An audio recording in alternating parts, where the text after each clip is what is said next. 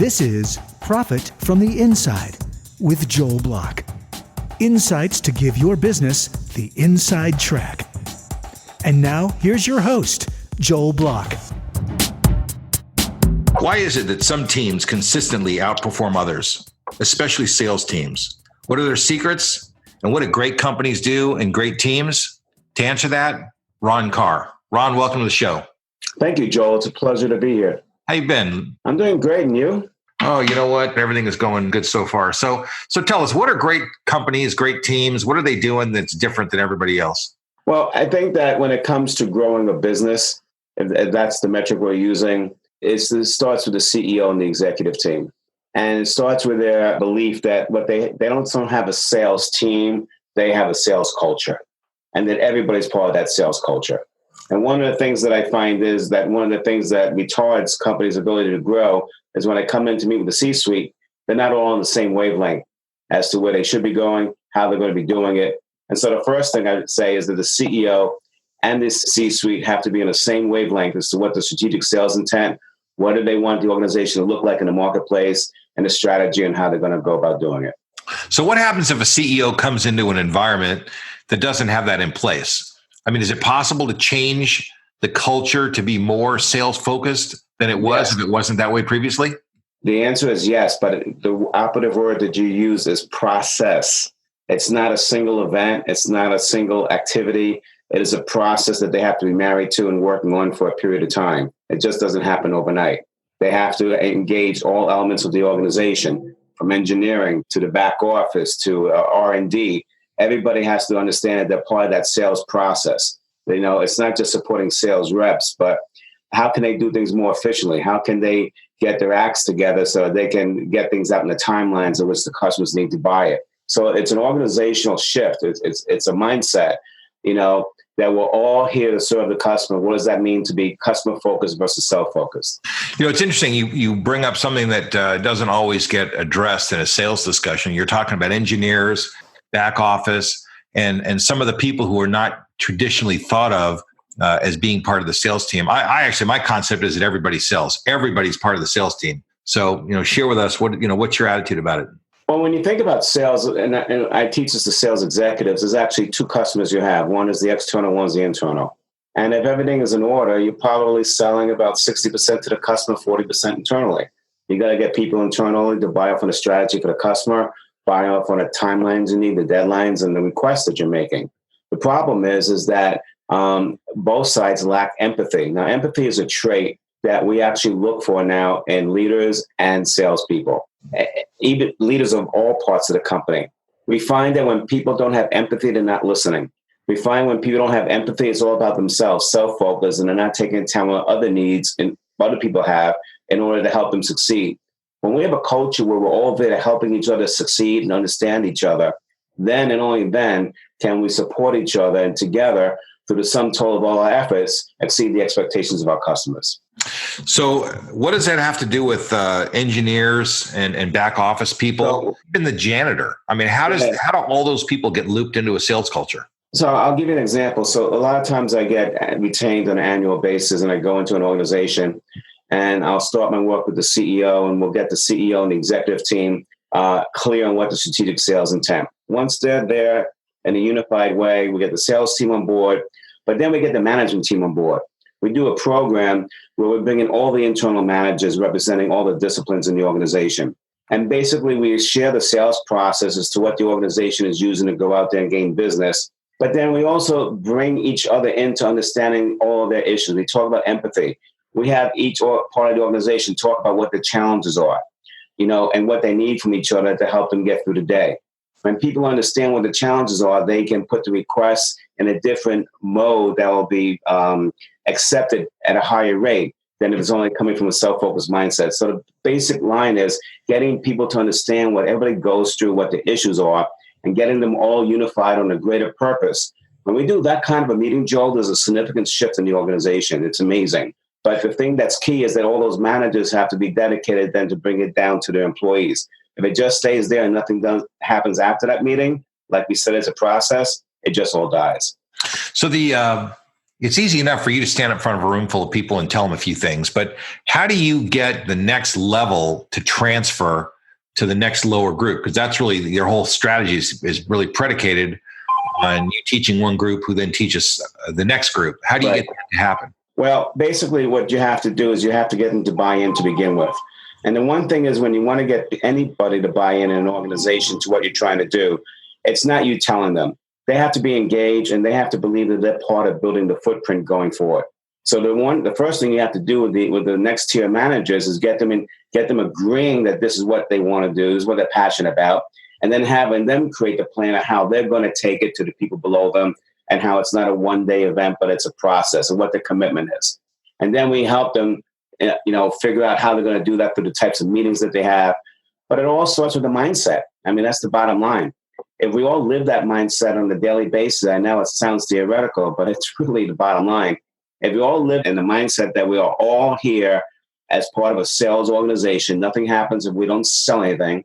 And what am I going to do in my job to help support that effort? If not everybody's living that mindset, then that's where the support breaks down. And that's when you start not meeting your customers' expectations. How do you deal with people who go into being engineers or accountants or whatever they go into because they don't want to sell? I mean, there's a lot of people who go in those areas because they don't want to have to sell. So you're not defining selling as cold calling prospects. No. But I think it's a strategy. One of the things I find in a lot of companies, they don't have a real strategic vision. And how does every part of the organization play into the sales process? So we take engineers, for example, right? Engineers are usually reserved individuals, okay? They're probably talking to other engineers on the customer side. I don't expect them to make cold calls, and I don't expect them to go and get new accounts, but they have access to information that salespeople would never get.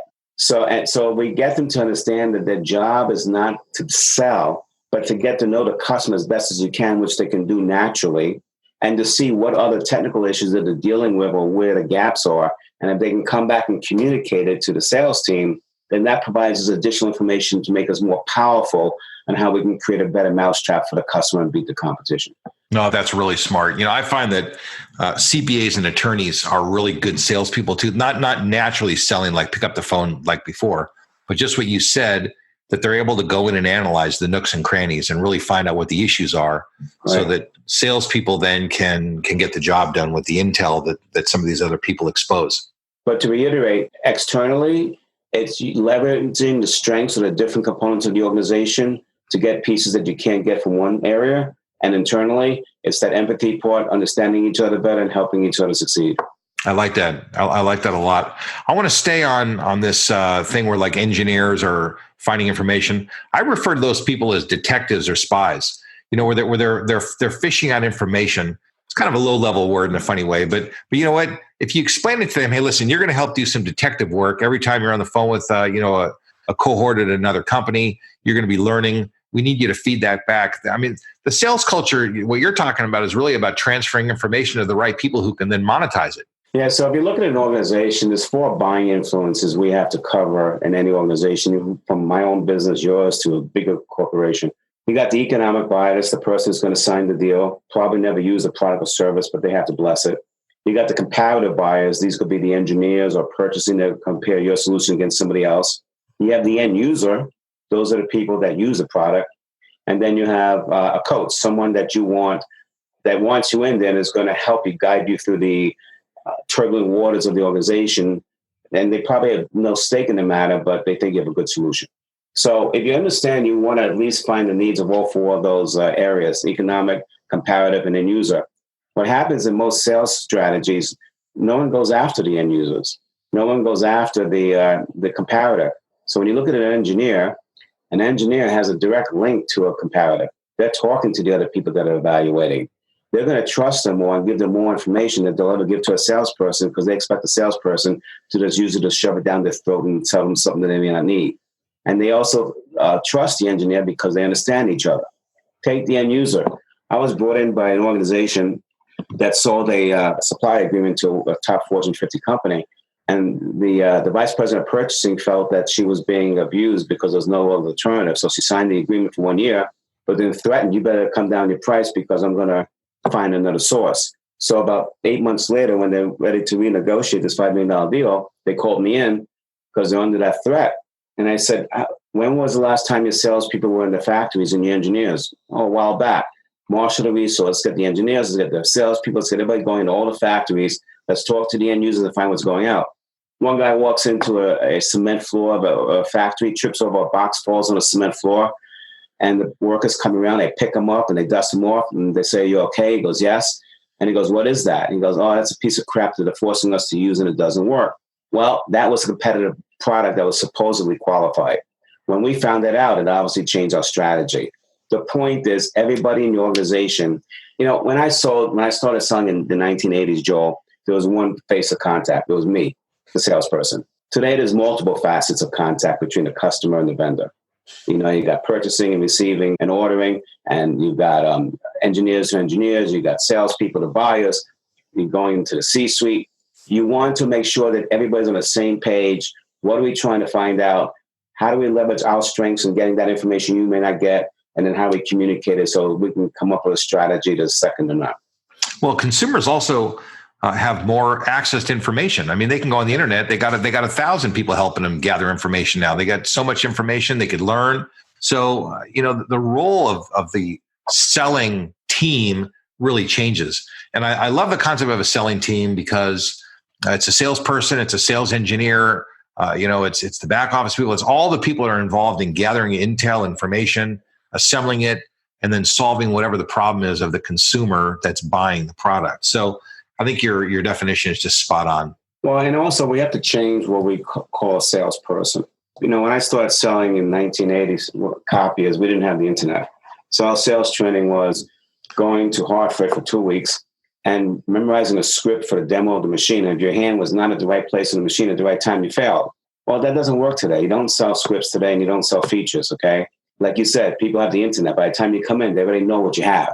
So all you're doing is puking, which is people who have the knowledge about everything, about things that they already know. There is no reason for them to talk to you. One of the things we've been doing, Joel, that we've been taking to these companies also, to all the different departments, is how the brain works. I stumbled onto this when my client was Edward Jones, and we're helping him reduce the sales cycle. But now with neuroscience, we understand how it really works.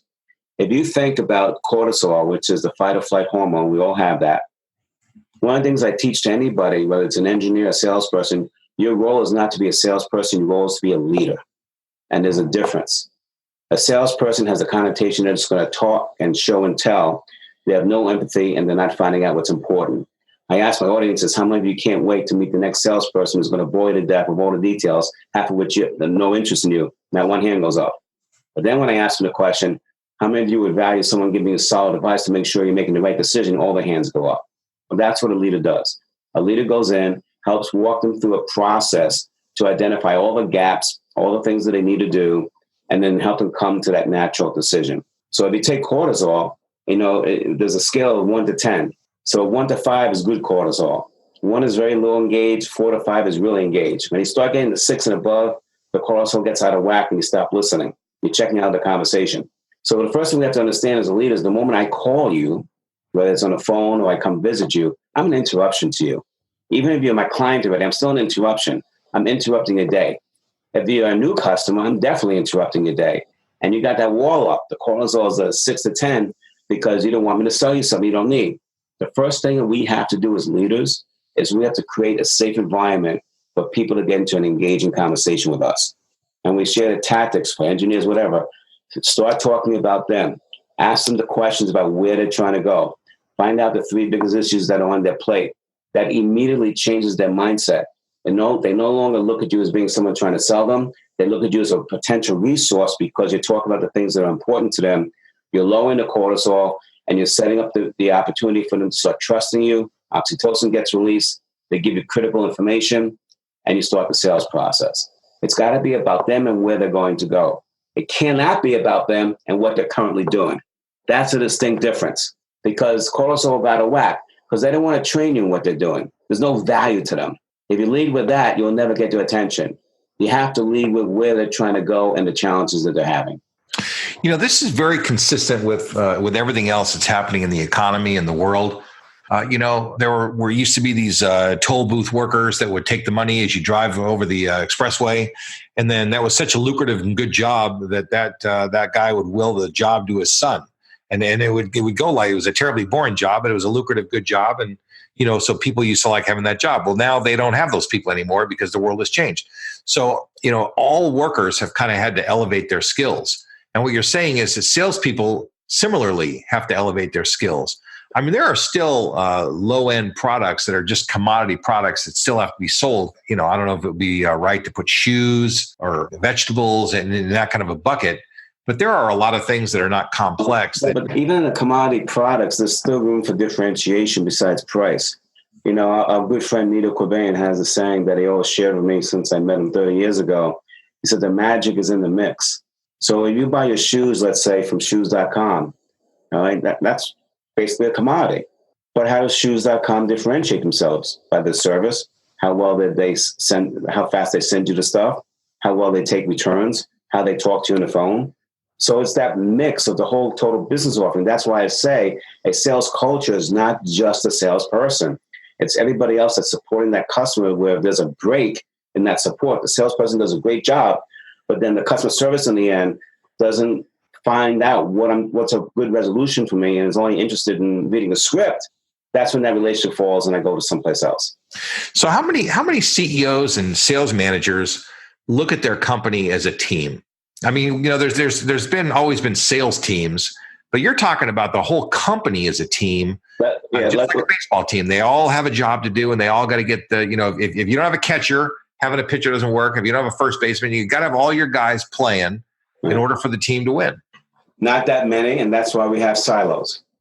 And if the CEO is sitting there going, "I can't understand why I have silos," well, then he knows he doesn't have a team.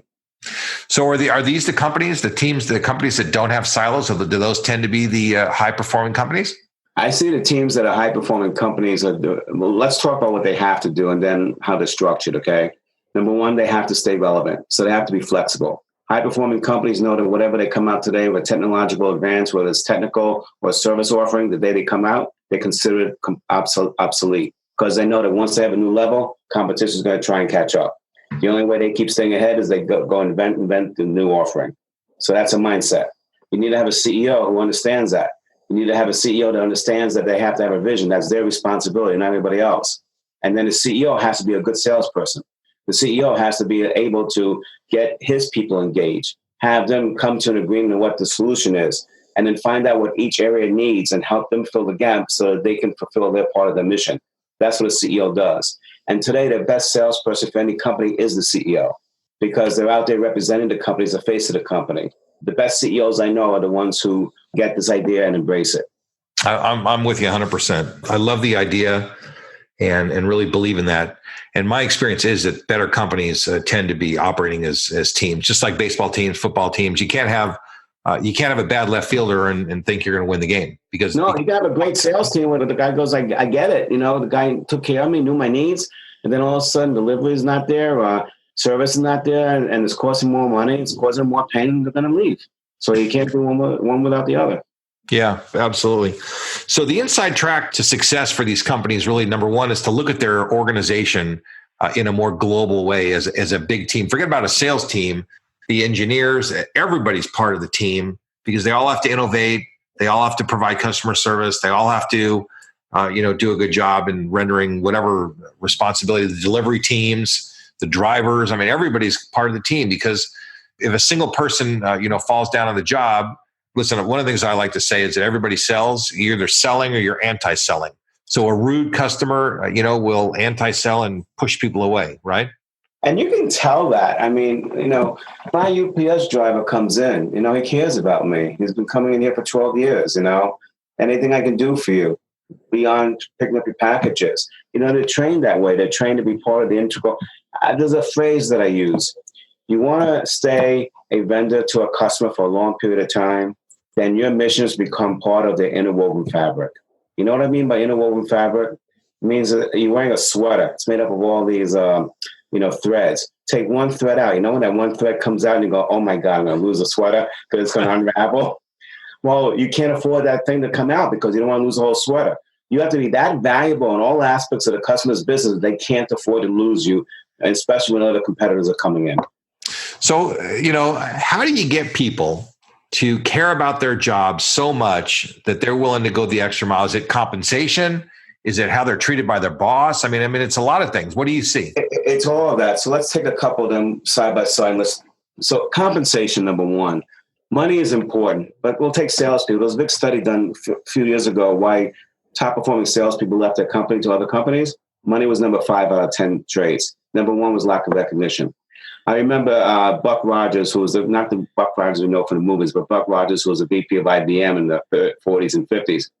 He was having his national sales meeting in Madison Square Garden, and they bring up the top winners and give them $1,000 in cash in front of the audience. And he was interviewed and said, "Why are you doing this? $1,000 really going to make a difference?" He goes, "It's not the money. It's them getting that $1,000 in front of their peers and having a stake in the ground that I'm one of the best." So money is not just compensation; it's a form of awareness and acknowledgement. I know a situation. A buddy of mine owns a business, and he hired this business development person. And the person was engaged, to do it on compensation, reward for what they do. And they had a plan, and she wanted to make X amount of money. And then at the end, he promised to do a project, didn't do it. It affected her wages, and he said, "Too bad," and didn't even volunteer to make it up, and she left. So, it's an acknowledgement. The amount of money she left over was nothing, but it was more, "Hey, do you really have my back? Is this what it's about?" So understand, and compensation is also used to reward the behaviors you want in the company. So compensation has to be figured out very carefully. What are the key accountabilities for the position that if you know they're going to do that, they're going to win the game? And how do you reward them based on that? Because you have to have little wins along the way, but you want to reward the behaviors that they have to have, and obviously not reward the behaviors you don't want to have. So that's compensation. Ron, I wonder, what role hiring plays in this. Like, if you want people to be nice, concerned, caring, I mean, that's a certain kind of person. Is that trainable, or do you have to hire? I mean, does it start right on the first day when you're picking them out of the crowd? I do a lot of work in helping companies hire right. Number 1, hire slow and fire fast. All right. Number 2, when you're hiring for a position, never hire one against no one. What I mean by that is you must have a proper search going on where you have 2 to 3 equally qualified candidates at the end. So when you do the final interview, you're comparing who's the best one. If there's no best one, make the big decision like the client did and start over. But when you're only hiring one against no one, and you have to hire that position because it's a need, what do you do with the red flags? You overlook them because you try and justify why that person's going to work. And it turns out to be the worst mistake. Understand about a mishire, okay? It's not just that person. We do a quadrant, when first person comes in, they're highly motivated, but they're incompetent. So that means, they have to get competent. They have to ramp up. Quadrant 2 is ideal performance, highly competent and highly motivated. Then something goes on. They don't like the boss, something's not happening, they're not being served right. They move into quadrant 3, which is the cancer quadrant, where they're still competent, but they're demotivated. What do people want to do in that quadrant? They want company. So they go and recruit. So every day I ask CEOs to go into the office and say, who's in quadrant 3? Because whoever's in quadrant 3, that's your number 1 job today, to find a way to get them back to quadrant 2. Because if you don't, they'll bring more people into quadrant 3, and eventually they'll slide out to quadrant 4. They go, you fire them, you got to start all over. So it's really the culture of the company that gets impacted. Now, when you're talking about keeping people in quadrant 2, it's now you're getting into how do you lead and how do you motivate. So I have this client and retainer. It's a custom fabricator. And one of the supervisors from the plant came into me so upset one day. He goes, "God damn," and he's cursing. I said, "What's wrong?" "Guy's on a cell phone." I said, "So?" "And he's late." I said, "So?" I said, "What'd you do?" He goes, "I told him to get off the cell phone." I said, "What did he do?" He said, "Well, everybody else is on a cell phone." I said, "What did you do?" I said, "Get off the cell phone." "Did he?" "No." I said, "How'd that serve you?" So I said, "Look, I'm going to role play that with you. You're going to be him. I'm just going to repeat the conversation. I did it." I said, "Now, are you motivated to get off the cell phone?" He goes, "No." I said, "Because you're trying to win the battle and not the war. The issue is not the cell phone. The issue is being late. Now, how can you bridge it? What's this guy's motivation? He wants to be a master welder. What do you need to do to be a master welder? You need to be on time and you need to have quality. Great. Here's the conversation you have. You go in, I'm making the name up, say, "Hey, Joe, you want to become a master welder. Good news. The quality's right there. You keep doing that, you're going to be right on your way. I see on this job, we are 20 minutes late. How do we get this job back on time So we get everybody else working, but more importantly, you stay on track for becoming a master welder. He did that, got into a totally different conversation. Cell phone never came up, and the problem was resolved in about 2 hours. So the problem is leaders and managers have to manage and coach on the right issues, not the wrong issues. You know, what it really says is that people really need, leaders. A lot of people get promoted into situations that they're not ready for. They have the technical skills, but maybe not the personnel skills. That's a big one. Skills, and they really need training in those areas. Well, it's not just that, but something changes when you promote something. This is a good conversation to have, so your audience can think about this. Let's take salespeople, for example. Who usually gets promoted to a VP of sales? The top producer, right? Yeah, right. The best guy. Best guy. Now, that person, he or she, may have been a top producer in sales, but now that they become a manager, they got to transform into the new job, and most of them can't. Because what happens is, when they were a top producer in sales, it was all about them controlling their destiny. Now their job changed. Their destiny is not controlled by them. Their destiny is controlled by the people who report to them. And are they producing? And we, like I teach salespeople, you treat customers and how to treat you.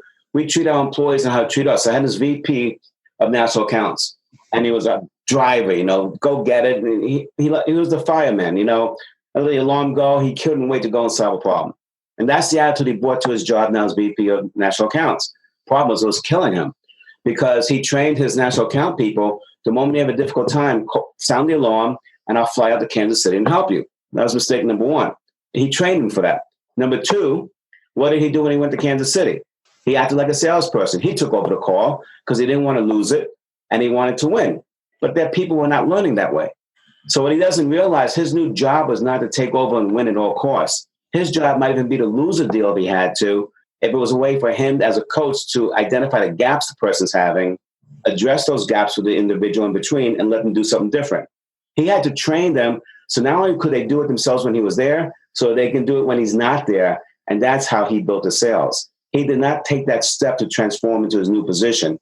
And so when someone is promoting somebody with them, you got to make sure it's very clear what the expectations are, and then provide a program to help them do that.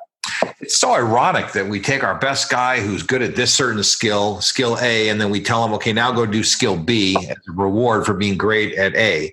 And the guy's going like, well, but that's not my skill, but he wants to do it because there's more prestige, money, whatever comes with it.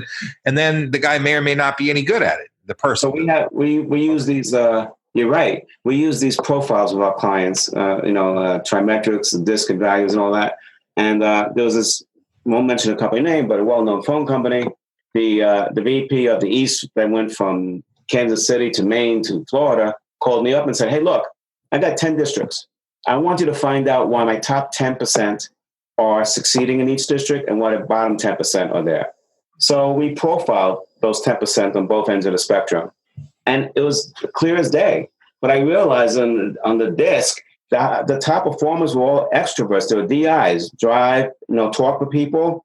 And the poor performers were the opposite. They were high S's and C, process-oriented and people and detail-oriented. So when they brought all the district managers together, I asked them just one question. Were all these bottom performers great customer service people, and you rewarded them by putting them in sales? They said every one of them. Well, congratulations, you just screwed up your organization. Yeah, one of the things that I've always noticed companies do is they'll go, okay, we don't have time for a full-time salesperson, so half the day you're going to be the secretary, and the other half the day you're going to be the salesperson. And ironically, and you'll recognize this, is that people's job swells to the one they like the most. Yeah, they're going to do that. But more importantly, as owners, as CEOs and as managers, we have to stop that temptation because, this person is really good. Let me do this. In my business, I did it. I would look for an admin for myself, because I need someone to give me that S, the process and details that I'm not. And I'd screw them up. They'd be doing a great admin job, and then I'd make them making sales calls. So when they hired my new VP of business development, I made it a point. I'm not going to make that mistake again. And I'm going to have that focus and give them what they need to succeed. Yeah. Listen, Ron, this has been just a great conversation. Thank you very much for sharing your insights. Tell us about this velocity thing. You've renamed your company. How come? Or tell us what's up. Well, like everybody else, we want to be relevant. And my last book was Lead, Sell, Get Out of the Way. It's still doing really well. But I went to all the CEOs of the companies that I've helped with over the last, 30 years. And I asked them, what was the value you got from me and what happened? And invariably, they all said, you helped us move the needle fast, whether it was with a community, whether it was with our businesses or families. And so velocity started coming up. And we started toying around with that concept. And then someone who was redoing my videotape, he was actually filming me. And he says, velocity, you keep talking about. And I realized, I said, wow, that's what I'm about. I'm always about helping people close deals faster and make businesses work faster. So bottom line is we went with velocity mindset, and it was received very well by the marketplace. And we came out with a 2-minute video, and it's just going off gangbusters. So they can see more of it at either velocitymindset.com or ronkarr.com, which is RONKARR. But they can go to velocitymindset.com and see it.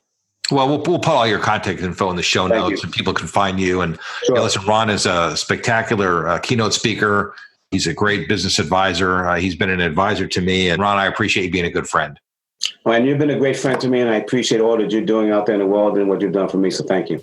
Well, listen, thanks very much, and appreciate you being on our show. And if anybody wants to find Ron, I would certainly endorse that to happen. So Ron, be well, and we'll be in touch. Thank you.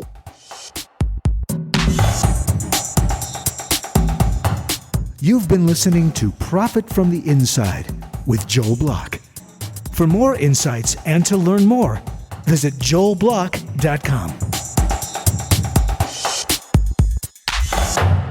How about a shout out and a giant thanks to my podcast producer, David Wolf, and his team at Podcast and Radio Networks. Profit from the Inside simply wouldn't be what it is without David and his team. For more information or to learn how you can launch and produce your own podcast, reach out to podcastandradio.com.